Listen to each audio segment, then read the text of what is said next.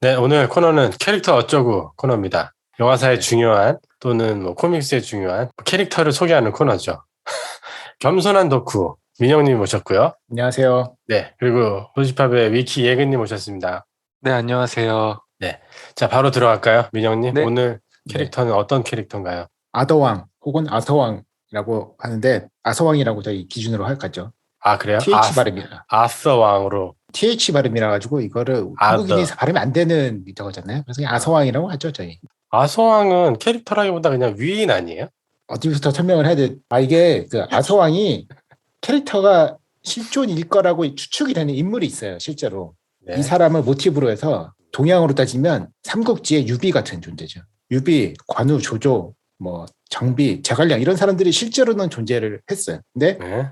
조조가 100만 대군을 이끌고 적벽에 왔다가 동남풍의 화공에 맞고 후퇴했다. 이거는 이제 사실은 아니죠. 적벽까지 왔던 건 사실이야. 실존 인물을 가지고 문학적으로 쓰여서 또는 이렇게 구전으로 넘어가면서 캐릭터가 된 거군요. 그렇다고 할 수 있죠. 아까 말했던 삼국지의 유비나 저거는 정사에 아예 이름들이 딱 있고 기록이 이 사람이 어떻게 활동을 했다 기록이 있긴 한데 아서왕 같은 경우는 한 약간 500년에서 600년 사이쯤에 섹슨족의 침입을 막아낸 브리튼 왕 혹은 어떤 장군이 있었던 거는 사실로 추정을 하고 있어요.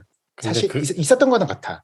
이 사람이 그래서 그 사람 진짜 이름이 아서야? 그럼 그건 아니지만 어쨌든 이런 사람의 활약을 가지고 구전이 되오다가 우리 이 사람 아서왕이라는 사람이 있어서 막아냈대, 침략을. 이게 이제 굳어진 거죠.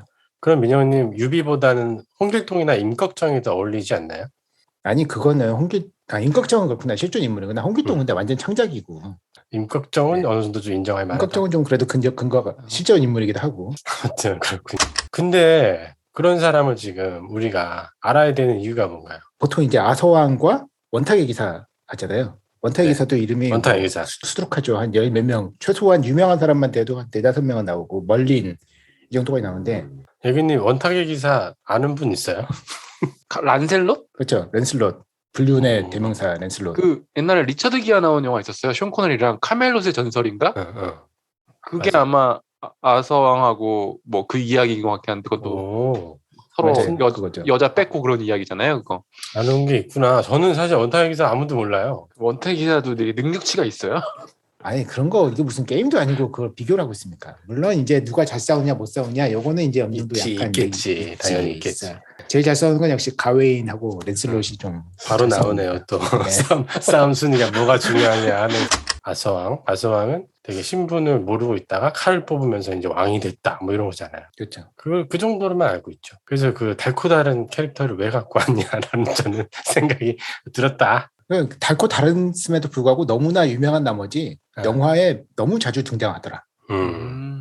근데 저 궁금한 거는 아서왕하고 로빈훗하고 비교했을 때는 지명도나 인지도는 누가 더 높아요? 일단 영국을 기준으로 한다면 아서왕이 압도적으로 높죠. 아, 그래요? 아서왕은 영국에서 다룬 그러니까 역대 위인 이 레벨에 들어가 있어요. 뭐 어쨌든 민정님이 영화적으로 짚고 넘어가야 될 캐릭터라고 하시는 거니까 아서왕 가보죠. 네, 어떻게 시작하시겠습니까? 아서왕. 일단 그 영화에 얼만큼 많이 등장했는지를 한번 제가 리스트를 한번 뽑아봤거든요. 네. 대표적으로 우리가 들어봤던 정도만 뽑아보려고 했는데 일단 그 몬티 파이썬 성배 아시죠? 알죠. 네, 알죠. 그게 거기 나오는 주인공들이 아서왕과 원탁 기사들이에요. 그 패러디구나. 예, 만약에 맨 처음 시작할 때 그 농부가 아니 호수에서 칼을 받았다고 무슨 지도자가 되는 거 아니라고 이렇게 말하고 하잖아요. 그게 그 엑스칼리버를 아서왕이 받은 두 가지 이야기 중에 하나거든요. 하나는 엑스칼리버. 돌에서 칼을 뽑았다. 혹은 호수의 여인에게서 받았다. 이게 두 판본이 있는데 그중에 이제 호수의 여인에게서 받았다. 이걸 가지고 이제 하고 나중에 이제 성배도 찾으러 가고 하는데 이 사람들이 아서왕하고 원탁 기사예요.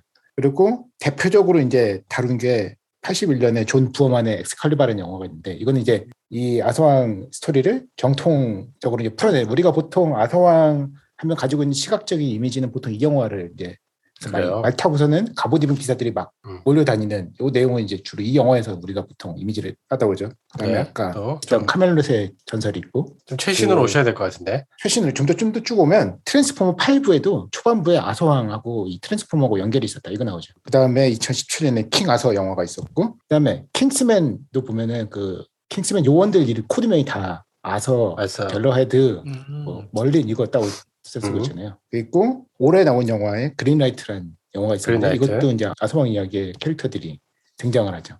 그렇군요. 스토리는 약간 관계는 없지만 이런 식으로 거의 1년, 2년에 한 번씩은 아서 혹은 아서 원탁 기사 이름이 영화에 나와요. 아서왕 어떤 인물인지 간단하게 소개 좀 해주시죠. 실제 역사 쪽으로 아니면은 아서왕 전설 이 소설 쪽으로 조합하셔야 될 것 같아요. 조합하죠. 기본적으로 저희가 아는 아서왕은 이제 우서 판드러건이라는 그게 이제 왕이 있었는데 그 아들로 태어났고 어렸을 때는 자기 출생이 모르고 있었다가 멀린의 도움을 받아서 이제 이 검을 뽑는 사람은 영국의 왕이 된다. 잉글랜드의 왕이 된다라는 엑스칼리버를 돌에서 뽑아서 이제 왕으로 인정을 받죠. 그리고 이제 색슨족의 침입을 격퇴를 하고 그리고 기네비어랑 결혼을 하고 근데 이제 나중에 아들인 모드레드가 반란을 일으켜가지고 싸우다가 이제 모드레드는 죽였지만 아서왕도 이제 큰 피해를 입고 회복을 위해서 이제 호수의 여인에게 엑스칼리버를 넘겨주고 아발론으로 치료를 위해서 떠난다. 그러니까 이제 보통 잘 알려진 아서왕 스토리. 그리고 우리나라 옛날 박혁거세처럼 어떤 신화적으로 나라의 왕이 된 사람처럼 보이는데 왜 그렇게 그렇죠. 오랫동안 이런 영화화가 됐을까요? 일단 왕이 된 그 방법이 되게 드라마틱하잖아요. 아래서 나온 것보다는 좀 덜. 지금도 사실 그런 거 있네. 자기 출생의 신분은 몰라. 사실 근데 왕자인데 그 출생의 신분을 모르다가 갑자기 이거를 밝히기만 하면 왕이라는 걸 누구나 인정을 해주는 돌에서 아무도 뽑지 못하는 이 칼을 뽑는 굉장히 드라마틱하면서 이걸 보고서는 다들 야, 제가 진짜 왕 맞구나 이걸 하면서 모두의 인정을 받고 그 당시 사람들의 염원인 외적의 침입을 격퇴하고 아름다운 뭐 여인과 사랑에 빠지고 밑에 쟁쟁한 기사들을 거느리고 보통 우리가 생각하는 중세 기사의 모험 하면은 떠오르는 모든 걸 집대성한 중세 판타지 또는 중세 역사물의 거의 끝판왕이군요. 왕 같은. 그렇죠. 최고치. 예근님 그 중세 쪽 어떠세요? 좋아하세요? 어렸을 때는 좀 신기하게 생각하긴 했어요. 근데 요즘에는 진짜 매력이 많이 떨어져서 불편해 보여요. 그 사람들 갑옷 입고 막 싸우는 게 되게. 이게 세월에 때가 너무 묻으셨네. 저는 되게 중세 되게 좋아하거든요. 그 중세 특유의 그 약간 흑마술 같은 세계 그런 거 좋아합니다. 총싸움보다는 그 칼싸움이 좀 더 매력이 있거든요. 사람들이 스타워즈 좋아하는 이유도 총싸움이 아니고 칼싸움이라서 좋아하는 거라고 저는 생각합니다. 칼싸움도 또 종류가 있어요. 그죠? 중세 쪽은 한 20km 돼 보이는 거대한 스워드죠. 스워드. 이거 양손검 들고 클레이모나 이런 거 들고. 네, 동양 같은 경우는 이제 사무라이 같은 그 도 아니면 이제 중국 무협? 중국 무협처럼 빠르게 푹 하는 이런 문화가 있고. 어느 쪽이세요, 민영님은? 양쪽 다 좋아하긴 하는데 전 좀 묵직한 쪽을 좋아하는 편이라서. 예근님은요? 저도 묵직한 쪽 같아요. 그러니까 어렸을 때 봤던 영화들이 다 그쪽에 먼저 있어서 뭐 코난이라든가 하이랜더 그쵸. 그런 느낌의 영화들 있잖아요. 그래 그때 당시에요. 80년대에서 90년대. 8, 90년대 그래서 그 이미지가 강해서 저는 그쪽이 더 인상적이긴 해요. 그런 컨텐츠 아서왕이 주인공이 아니더라도 넷플릭스에도 또 그런 중세 컨텐츠들이 좀 있지 않나요? 최근에 아마 왕이 될 아이라는 영화가 있었어요. 영국 영화인데 그것도 꼬마 애들이 이제 아서왕 해서 나오는 건데 아마 그것도 넷플릭스에 있는 것 같긴 하더라고요. 그것도 기억난다. 저기 티모시 샬라메랑 헨리 오세구나 그거는. 맞아. 그거는 좀 시대가 차이가 많이 나죠. 아서왕은 500년 후반에서 600년 초반 사이라고 보고 있어요. 중세보다 훨씬 전이네요, 그죠? 중세 초반이라고 봐야 되죠. 로마가 이제 무너지기 시작한 시. 로마가 이제 영국에서 후퇴한 시기. 이때를 잡고 있어요. 우리가 보통 중세라고 하면은 많이 떠오르는 게 한 1000년에서 한 1200, 그쵸. 1300. 그때를 가는 수도사들이 있는 몇백 년 차이가 나죠, 실제로. 우리가 생각하는 중세랑 아도왕 시기하고 사실 좀 차이가 많이 나요. 그래요. 그러면 그때로 가게 되면 진짜 우리가 아직 그 상상력이 거의 판타지급으로 가는 시대잖아요. 마법사들 나오고. 정확하게는 드루이드에 가깝죠. 드루이드. 켈트 신화에 나오는. 절대 신화에 나오고. 지금 그 얘기를 끌고 보니까 쉽지 않네요. 왜냐면 지금 뭐 그래? 우리가 참고할 만한 영화도 영화가... 없고 뭐 예를 들어서 아서왕으로 대박난 영화가 하나 있어. 그렇게 돼야 되는데 지금 그리고 대박난 영화는 하나밖에 없어 사실. 그 존 부어만 엑스칼리버 그 영화 하나밖에 없어 사실. 나머지는 존 다 부어만. 네. 1981년도. 의 엑스칼리버.